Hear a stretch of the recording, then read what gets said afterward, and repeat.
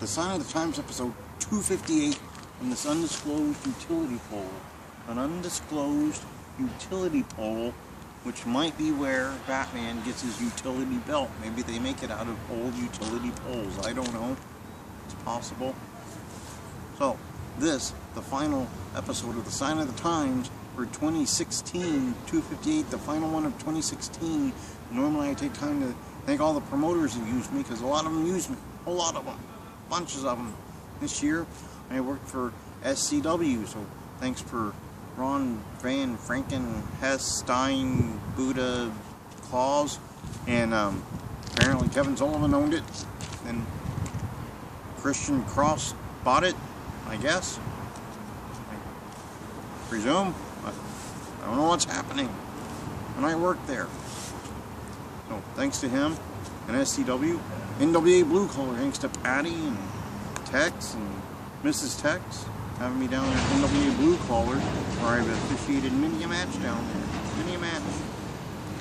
And also the fine people at Project 42.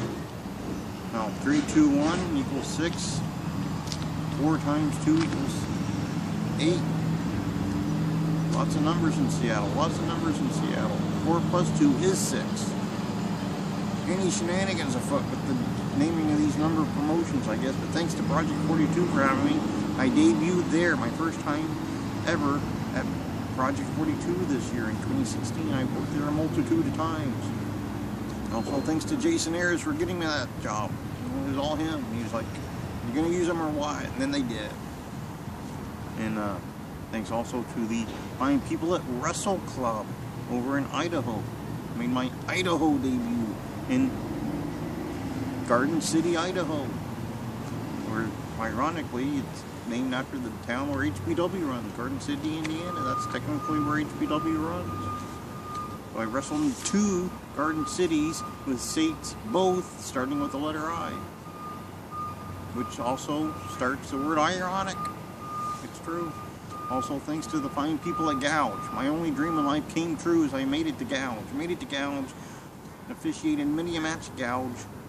Hopefully I'll make it back there in 2017, perhaps with Kane Jaden as my wheelman, but probably not because he's still too young. Even if he learns how to drive, even if he gets a license to drive, he's still too young to rent a car. Still too young for that. So maybe he'll be my wheelman on a more local trip. I don't know. I don't know what's going on with that. But I believe that's everywhere I hit this year. I believe I covered all the promotions. So thanks to all those promoters, promotions for using me. Also, for the people that love the snaps. Current book I'm reading, The Flash, a celebration of 75 years. Still working on this one. The Flash. Great comic strip.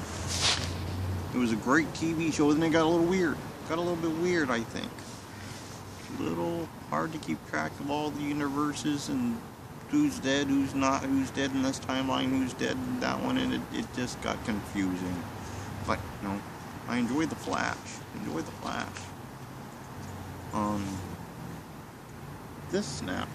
Seymour Snot, proud member of the Gouge roster, much as am I. My only dream of life came true in 2016. I made it to Gouge. I officiated for Seymour Snot. He wrestled Jacob Hammermeyer in a 4 corners trick-or-treat match. Jacob Hammermeyer got a rock. Got a rock. Not candy. Pamphlet of the Sign of the Times, because every show except for Dave Turner's show needs a pamphlet, apparently. I don't know why Dave Turner doesn't have a pamphlet. If Dave Turner could let me know why he has no pamphlet in his web show, that would be much appreciated. Much appreciated. I can't explain why Dave Turner has a show and every show needs a pamphlet, but yet Dave Turner's show has no pamphlet. CAC program, look at that. CAC just a few months away. And if you've seen Bob, report it immediately to Big Vicious. That's Big Vicious. Report any sightings of Bob you may encounter. Facebook, the Instagram, the YouTube, which you may be watching. Right About Now. Right About Now, you're probably watching on the YouTube. If not, it's a little weird. The Twitter, where you can follow me, but not literally, much like JKO does, or much like Gregor Petrov does. or even Kane Jaden. They all follow me on the Twitter, but not literally. I don't go walking down the street and there's Kane Jaden hiding behind a lamppost. At least I don't think. No, I don't see him. We should be good. Pictures of Casey Carlisle available at CaseyCarlisle.com. That's CaseyCarlisle.com for all of your gift-giving needs. New Year's Day fastly approaching. What better gift than a picture of Casey Carlisle in a hot nurse's outfit? Totally appropriate for all of your New Year's gift-giving needs. Look at that. Let's say it's your wedding anniversary. 6 or 7 of those would be totally fine. Look at that. There she is when she went to Hot Nurse U, home of the Fighting Hot Nurses. Let's say you know a midget. Get them some smaller ones so they don't feel as small. QT Vokes loves the pillow. Why don't you get a stash of those and hand them out to QT Vokes throughout the year for all of your QT Vokes gift-giving needs. You can't have this specific one because it's made out to me, but you can get copies of those at CaseyCarlisle.com. Even some of those. Some of those also available to purchase there at CaseyCarlisle.com. As is that. Look at that. You can get half a dozen of those, send them to your grandmother for Grandparents' Day in September. Buy them early. There she is, angry. And there's Team Bad Knees. Part of Team Bad Knees, because they're so large now, can't fit all the pictures into the single top loader. A lot of members of Team Bad Knees. There's a lot of bad knees out there in the world today.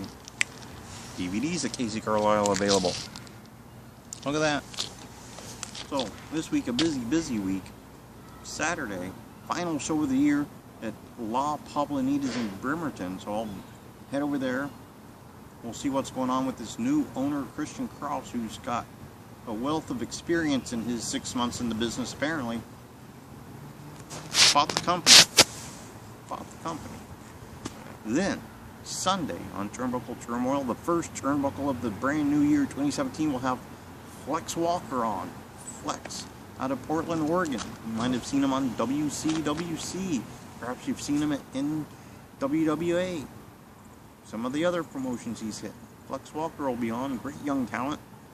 Then I got a beeline down to Portland for NWA Blue Collar Wrestling. We'll see if Paul Moonshine is recovered from the heinous attack Kevin Brandt perpetrated on him, which put him in the hospital. Nearly lost Paul Moonshine. Nearly had a coffin match that Kevin Brandt would have won easily because he almost died. Paul almost died, but he did not. He's still alive as of this taping. So, Sunday we'll see what happens with that. Maybe Paul Moonshine will hit the shine salt on Kevin Brandt. Maybe he'll come at him with a flaming chair or something. I don't know what Paul's got in mind. Something radical, something crazy, I'm sure. Monday, pretty much looking free. Tuesday, also free-ish looking. Next Wednesday, maybe I'll watch the Lucha Underground. Next Thursday, pretty much looking free. Next Friday, the aforementioned Kane Jaden making his first time on the show. He's going to be interviewed, and QT Vokes will probably ask him such things as, have you recovered from your twerking incident at La Poblanitas in 2016? Or QT might ask him, where do you get your fuzzy feet warmers? Feet warmers, he'll call them, not boot covers, he'll call them feet warmers. And Kane will say, I don't know, I'm just a young man in the world that can't rent a car. I don't know these things. But we'll see what we get out of that. So from this undisclosed utility pole to review, Saturday I'll be at La Poblanitas, last show of 2016. I'm sure Von Frankenhess will be there.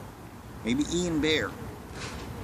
And then Sunday, Turnbuckle will have Flex Walker.